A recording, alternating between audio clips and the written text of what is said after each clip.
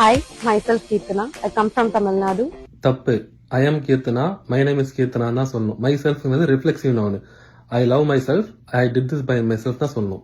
I always, passionate about working in an impactful sector. தப்பு. I have always been passionate about working in an impactful sector. Word பபல்ல start ஆகுனா and use பண்ணணும். Next. Running a 12 campaign at a similar time, it's not easy task. தப்பு. Running 12 campaigns at the same time or running 12 campaigns simultaneously is not an easy task. எருவு மாடு மாதிரி வளர்ந்து industrial மினிஸ்டரா இருக்க உனக்கே இங்கிலீஷ் தெரியல, இதுல அரசு பள்ளி மாணவர்கள்ட்ட போய் பீட் விட்டு இருக்கீங்க. உங்க அப்பாவோட ப்ரொஃபஷன்லாம் உங்களுக்கு தேவையா? அரசு பள்ளியில படிக்கிறோம் அப்பா என்ன அதானி அம்பானியாவா இருப்பாங்க? ஒரு குழந்தைய கூனி குறி நிக்க வச்சு அதை கான்பிடன்ஸே காலி பண்ணி அதை வீடியோ எடுத்து போட்டு எவ்வளவு ஆணவம்.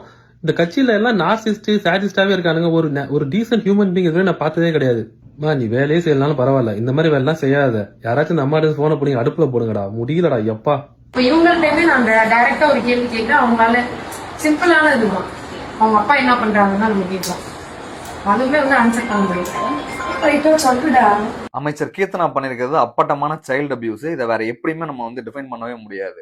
ஒரு குழந்தையோட வீடியோவை ரெக்கார்ட் பண்ணி சோசியல் மீடியால போட்டு அவங்களுக்கு மைலேஜ் ஏத்துறதுக்காக அந்த குழந்தைய அபியூஸ் பண்ணிருக்காங்க, சோசியல் மீடியால எக்ஸ்போஸ் பண்ணிருக்காங்க, அந்த குழந்தைய இன்டிமிடேட் பண்ணிருக்காங்க. ஒரு குழந்தைய பத்தின எந்த அடிப்படை புரிதலும் இல்லாத நபர்கள் எதுக்கு பள்ளிக்கூடத்துல பத்தி நுழையிறீங்க, எதுக்கு குழந்தைங்கள்ட்ட போய் இன்டராக்ட் பண்றீங்க? குழந்தைய பத்தி எதுவுமே தெரியாதுல்ல. ஒரு குழந்தைய எப்படி ஹேண்டில் பண்ணணும், எப்படி பேசணும், எப்படி நடத்தணும் அப்படின்னு சொல்லிட்டு எதுவுமே தெரியல. வீடியோ ரெக்கார்ட் பண்ணி ஆன்லைன்ல போட்டு அந்த குழந்தை இப்ப அபியூஸ்க்கு உள்ளாயிட்டு இருக்கு. அந்த குழந்தையோட பேரண்ட்ஸோட மனநிலை என்னவா இருக்கும், அந்த குழந்தையோட மனநிலை என்னவா இருக்கும், அந்த குழந்தை இனி வரும் காலங்கள்ல எப்படி மத்தவங்களை ஃபேஸ் பண்ணும் அப்படின்னு சொல்லிட்டு எந்த அக்கறையும் கிடையாது. ரீல்ஸ் எடுக்கணும், ரீல்ஸை போடணும், நமக்கு மைலேஜ் ஏத்துக்கணும் அப்படின்றத தாண்டி குழந்தைகள் மேல அக்கறையே கிடையாது.